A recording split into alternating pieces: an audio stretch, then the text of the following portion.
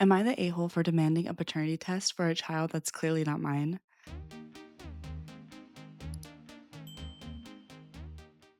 I am a 31-year-old male, and my wife is a 27-year-old female. We've been married for 3 years, and last year we decided to start a family. I was over the moon when I found out she was pregnant, but she had the baby last month, and I immediately had suspicions. The baby looks nothing like me. What? I have a penis, but the baby is a girl. I swallowed my feelings for weeks, but it kept gnawing at me. Finally, earlier this week, I calmly explained my concerns to my wife. Her reaction was a total red flag. She immediately got very angry and dismissive, calling me an idiot and refusing to take a paternity test. I packed a bag and slept on my brother's couch that night. My friends and family are split. Some say I have every right to ask for a paternity test, while others say I'm a complete effing idiot. I don't know if I should laugh because I don't know if this person is genuinely serious. Oh my gosh. Someone said get an MRI. It's less expensive. If it has a brain, you'll know it's not yours. I feel like this has to be a joke, right? Someone said take a moment to relax. Much like eye and hair color can darken as the child gets older, the penis can take some time to grow in. I'm sorry. This I I'm sorry. I'm sorry. She Damn, that sucks. I'm so sorry your wife so clearly cheated on you. I mean, what did she expect? The genitalia is the first thing to discuss after childbirth. That is probably the silliest one I've seen. Am I the a-hole? My wife is refusing to stop inappropriate messaging at work. Background. On Tuesdays, me, 36, and my wife is 32, works from home but drops me off to work and kids to school in the morning. I have epilepsy and am unable to drive at the moment. She usually brings her work laptop as when she gets home, it's close to her start time, 9 a.m., and wants to look like she is online before that. Tuesday morning, we get in the car and she passes over her laptop. As usual, it's my job as passenger to keep tapping her Teams to keep it active. This time, it opened on a chat with a colleague. I kept tapping and didn't notice much. Then I scrolled up and could see old messages. I started to read and felt sick. There are messages from the colleagues saying, "We are having dirty on the beach." My wife replies with a laughing, blushing emoji. Then the colleague says, "We can take a taxi. Should I sit in the back or sit in the front with the driver?" My wife replies, "Nah, the back." I walk the kids into school and come back out and confront her about it. She got really defensive and turned it around on me, saying I am jealous and paranoid. She said it's just an older man flirting. I told her I was not okay with this and felt really disrespected and hurt. I asked her why she hadn't nipped it in the bud and ended the conversation. Got out of the car after that. That night, I went to stay in a hotel. Came home the next morning. I haven't even eaten since Thursday afternoon, as I feel sick and can't stop thinking about it. I can't sleep, I can't eat. She is completely blanking me, and I'm more annoyed that she is now ignoring me for being upset. And someone said, in my opinion, I think emotional affairs are also cheating. I've been through that with my husband and it broke my heart. Someone said, so your wife is cheating and you call her red handed. Who cares if he's old? The fact she's blinking you and turning it around on you is even worse. Message the coworker and ask him some questions. Yeah, that is extremely inappropriate. What the heck? Someone said, you are not the a hole. Your feelings are completely valid. Those messages are clearly inappropriate and disrespectful to your relationship. A partner engaging in sexual or flirtatious messaging with someone else, especially when it makes you sick to your stomach, is a boundary violation. Her calling you jealous and paranoid is gaslighting and dismisses your legitimate feelings.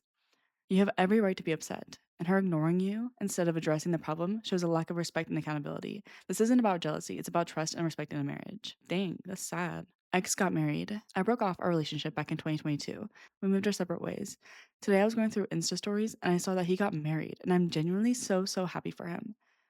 He looks so nice, but the woman he's marrying, I knew she liked him from day one, but he never listened to me.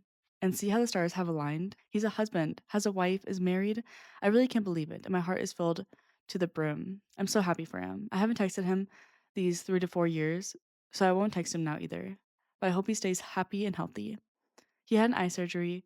Seeing him without specs was so refreshing. The marriage was also so beautiful. You did it, P. I'm so proud of you. I wish him all the best. Writing it all here because I cannot text him. I don't want to either. Someone says, I don't get it. This sounds like you want to throw eggs at his house and burn his car. Someone else said, this is honestly such a refreshing read compared to the utter bitterness people post about their exes. Everyone says, "I'm happy for you, P." A what? My lab partner smelled my seat. I'm a 21-year-old female in college with a busy, very busy schedule. I made a new friend in my second year of college. We became lab partners. In one of our classrooms, we have a massive reflective window in front of us. One time, I had to go to the washroom. I went out of my desk, and in the reflection, I saw my classmate rub the palm of his hand on my seat in a motion, like he was polishing something, and turned his spinny chair around. And it looks like he was smelling his hand. I don't think he knows that I'm aware. My half awake friend saw him as well and can confirm that she remembers seeing him smelling something. When I come back to my desk and saw he wasn't there, I asked where he went out of curiosity. He said he went to the washroom. Someone said he is collecting your smell to research the recipe of a new perfume. Someone said leave a good fart on it next time. Am I overreacting or is my boyfriend a creep? So my boyfriend and I have been together for over 6 years, and I recently found out he's been screenshotting pictures and video recording women dancing and talking. I went through his locked folder just now, and there's 233 screenshots and screen recordings from just the past 3 days. I told him prior that it makes me insecure and it bugs the heck out of me. And he went through and deleted them all. Now I found more and I'm getting more hopeless. What would y'all recommend? I have 10 months left of this lease with him, and I don't know if I can stay when I'm being disrespected so badly. Someone said he's a creep, he's a weirdo. What the heck are you doing here? You don't belong here. Someone said he's not just a creep, he's a predator. Not enough reaction enough. 3 days? Dang. That's a lot. I lied to my mother about a college donation closet. My mother has been recently getting healthier and lost a lot of weight. Because of this, she's gotten many new clothes and has been getting rid of old ones. We were talking about it one day, and she mentioned how she takes her clothes to Goodwill and asked me if I had any clothes she wanted me to take too. I told her that my college has a donation closet system where you donate old clothes for less privileged students to use. This is not true. My campus has no such thing. I don't know why I said it. I really wish I didn't. She really liked that idea and has since been giving me her old clothes to take to the donation. I just took the clothes to Goodwill on my way to college. She's been giving me clothes every week for the last 2 months. That's a lot of clothes. I don't know how to come clean and explain that I lied for absolutely no reason. I don't know how she's been able to give me trash bags full of clothes every 2 months. I don't know how much longer she's going to bring me clothes to donate. Someone says suggest it to your college, make it a real thing. I crapped myself in front of my boyfriend, now ex, and did something I would never do. So this was back when I was 15, so 3 years ago. Me and my boyfriend at the time were only dating for 2 months, so things were still new, and it was my second time going to his house, which was in another city. I remember that morning before leaving, I had a brand of cereal called Wheat Tebix, which has a lot of fiber in it. I should have never eaten it. I was on the train and my stomach started growling badly. I got off the train and met my boyfriend in the train station and I need the toilet. So I used the excuse that I'm changing into jeans because I was in a skirt. I forgot to pack jeans. This is important, by the way. I go to the toilet and try my best to take a dump because, oh my goodness, I was in pain.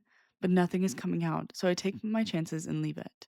We were walking around the city center, and the pain in my stomach is so bad I can't stand up properly. So we get the bus to his house, and this is where it starts. At this point, I am shaking from needing to crap so bad. I'm sweating and clenching so much. I keep farting, and he thinks it's the woman sat in front of us.